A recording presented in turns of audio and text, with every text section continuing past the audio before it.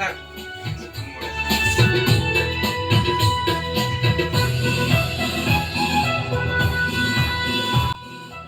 हादरनाङैनो दिनै 72थि उदांस्रि सानखौ गाजा गोमजायै फालिदों। बेबायदिनो सनितपुर जिल्ला Ndfb आरो बाटासिपुर मिलन गेजेर फरायसालिनि जयै बानजायनायाव बाटासिपुर मिलन बर' गेजेर फरायसालिनि गेवलां फोथाराव उदांस्रि सानखौ गाजा गोमजायै खुङो।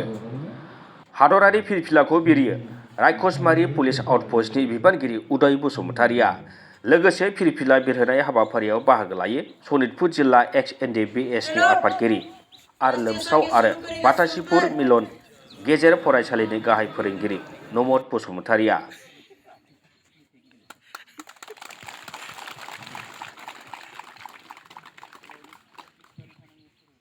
हारियारि फिरफिलाजों लोगोसे फालिनाय जायो। 15 आगष्ट बहुत मोजाङै मोजां माने दिनैनि उदांस्रि सानखौ फालिदों आरो बे उदांस्रि सान फालिनायाव बाहागो लानानै जोबोद गोजोननाय मोनदों जे दिनै बेबायदि खना खनला जायगायावबो जे दिनैनि बे मेहेरगोनां जे सान उदांस्रि सान बे उदांस्रि सानखौ साफ्रोमबो रायजो राजाजों लोगोसे फरायसुला फरायसुलिफोराबो जे दिनैनि बे सानखौ जारिमिनारि सान हिसाबै फालिदों। 15 आगस्तखौ जों मोजाङैनो फालिनो हाबाय। बिनि थाखाय जों बयखौबो माखासे फोरोंगिरिफोरखौबो बिनि थाखाय गोजोननाय बावहरदों आरो बयनिबो मददजों बेखिनि माखासे खामानिखौ जों मोजाङैनो खुंलांनो हाबाय।